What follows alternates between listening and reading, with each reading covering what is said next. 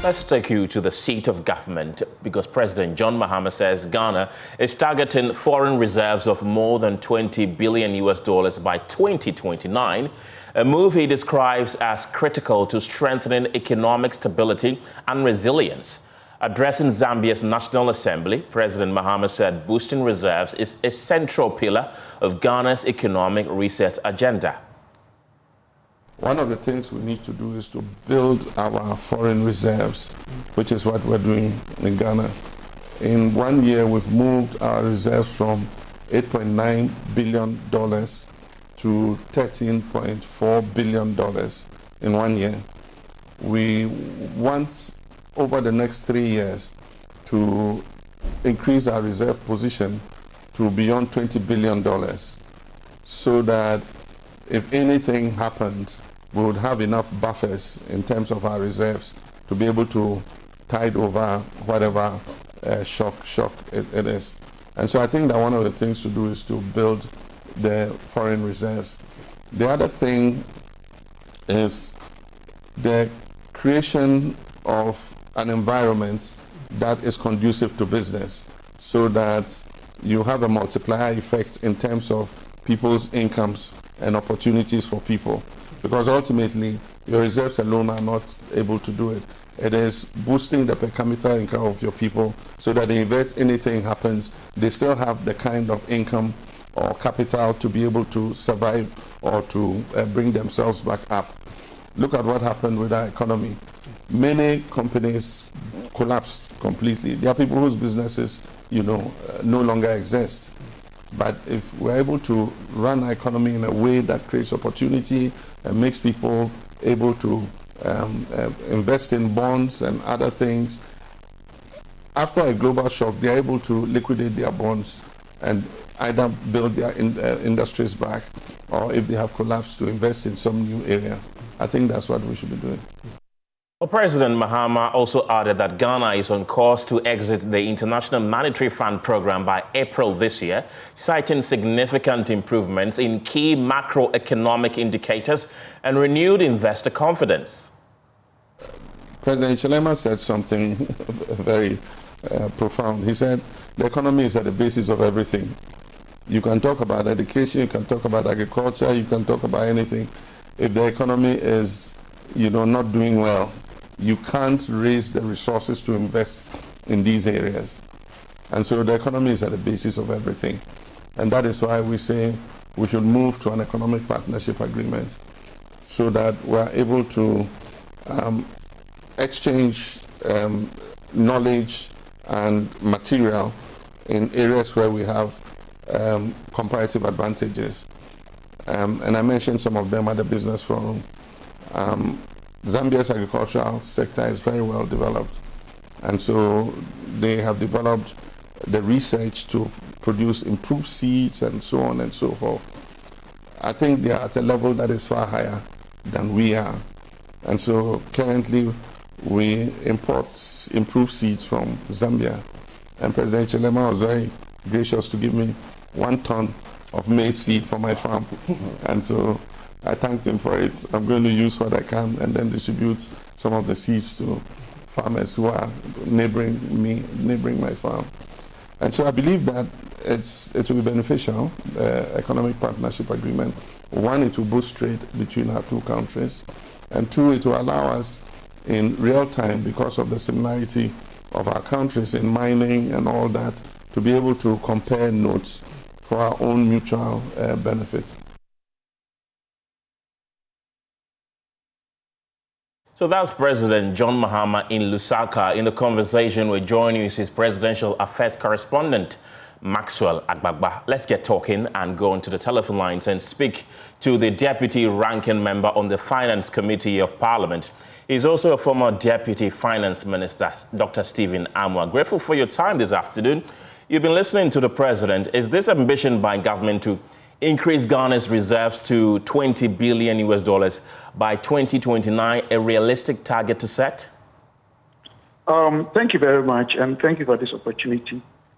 Honestly, I cannot say it's realistic or not, because I need to have the opportunity to see the work they've done before our president making this very important statement, because without that, I cannot speak to the realistic aspect of his goal or objective for the country. The only thing I can say preliminary, without any confirmation, is that it is something that we need to applaud the president for dreaming that big when it comes to our natural resources. It's an area that is supposed to play an integral part of our economy. I mean, honestly, but because probably in terms of lack of value addition, lack of the requisite technology, lack of the needed capital to develop the entire value chain ourselves, greater part of what we have normally is left in the hands of the developed economies, and we lose a lot. But for the president to have even that vision, I personally support that and applaud him, and I pray that it works. Oh dear, unfortunately we've lost Dr. Stephen Amo on the telephone lines there. He's the Deputy Ranking Member on the Finance Committee of Parliament and also a former Deputy Finance Minister there. He's also the MP for Inshaeso constituency in the Ashanti region. In other stories this afternoon, President John Mahama says Ghanaian smock weavers have unexpectedly received the biggest promotion they could have imagined following renewed interest in their attire after his visit to Zambia. In an exclusive interview with Joy News presidential correspondent Maxwell Akbagba, he said he is surprised the fugu did not get this attention when he wore it in September to the United Nations General Assembly. In the past, it was worn by kings, royalty, and also warriors. When our warriors were going to war, they wore smocks. And the belief was that the smocks were soaked in some herbs and then some spiritual thing was done. So when you fire a bullet, it can penetrate, you know. And so the smock portrays a lot of things in our culture. And significantly, on the day Ghana, the first sub-Saharan African country to gain independence, on the day our independence was declared, our president, Kwame Nkrumah, was wearing a smock. He and all the freedom fighters were wearing smocks. So smocks have become an integral part of our cultural identity. And I want the smock to the United Nations, the highest platform in this world. I'm surprised that Zambians didn't see me in a smock last September. Came closer. Yeah, when I gave the speech that everybody is talking about, I was wearing a smock. I'm surprised that they didn't notice it till I visited Zambia. But the smock weavers in Ghana will be very happy because I, by power of social media, have, giving them branding and marketing that they couldn't ever have dreamed of ever getting. And I'm sure that by the time I leave here, the number of searches for fugu, batakari, and smoke, is going to be quite high. And it was just because of an innocuous statement. People were commenting about my arrival, and one person said, "Oh, but what blouse is he wearing?" That's it. And it triggered a whole social media firestorm. But incidentally, you know what? When I arrived, we exchanged gifts, myself and President Chilema. He gave me a beautiful carving, Zambian carving, and I appreciate it very much. I'm going to put it in my office and label it as a gift from President Chilema. And then I gave him a fugu. So what I wore, I gave him one of that. And so he said he's going to order some more and then distribute it to his Zambian countrymen.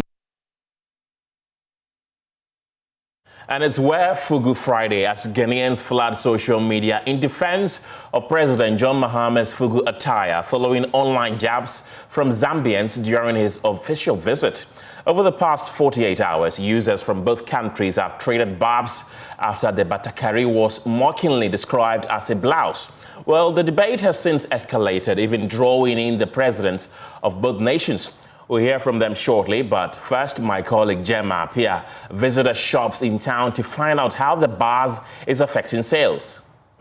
This is not the first time President John Mahama is wearing fugu outside the country on a state visit, but the reactions of Zambians to the president's attire has triggered conversations on social media. Social media is now washed with people wearing fugu, videos and photos of them wearing fugu on Friday.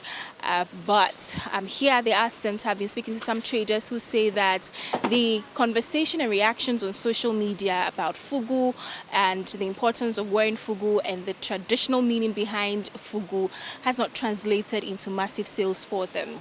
They say that on the regular, people come here to buy fugu, but these past few days after the issue with the Zambians hasn't translated into sales for them yet. Because I wash a coach or woman, or also shed your no so ashe, but as I saw promoting culture and my not depending on who ya or maimu until only for cry. Better won't turn it, Ebeba, you go so on better.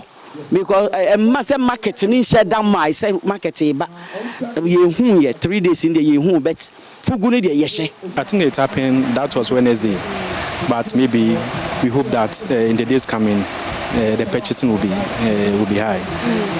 What do you think that the president wearing the fugu has done to the whole brand of fugu, people buying and wearing fugu? Okay, to be honest, especially most of the foreigners, you see the original ones, because of the down, the way that they pleat it, most of them, they normally consider it as female dresses. I'm talking about most of them. So most, when they come to purchase, they normally prefer the machine ones. Most of the machine ones, they are a bit straight. So maybe that's why maybe the Zambian president was complaining about it. But to be honest with you, it's not a blouse as they are claiming. We can now listen to excerpts of an exclusive interview with our presidential affairs correspondent Maxwell Agbagba, which he had with President John Mahama in Zambia. Ghanaians have posted pictures of themselves in smoke. Today at the Independence Square, renowned photographer Yao Pare is organizing a free photo shoot for all the people who in smoke who come to the Independence Square. One of my colleagues at Joy News, Hits FM, he launched a Wear Fugu Friday just yesterday and is receiving a lot of reviews. I want to find out from you. You have always been a supporter of Made in Ghana, and in fact, it was actually part of your campaign message, and you've made a conscious effort to always wear locally made clothes. What do you make of the new smoke wave that you've inspired? Okay, it's called the smoke in English, but in our language, some people call it fugu, some call it batakari. Yeah. Now, this is a traditional dress that is made by a local industry. It's part of our culture, and so in the past it was worn by kings, royalty, and also warriors. When our warriors were going to war, they wore smokes, and the belief was that the smokes were soaked in some herbs and then some spiritual thing was done. So when you fire a bullet, it can't penetrate, you know.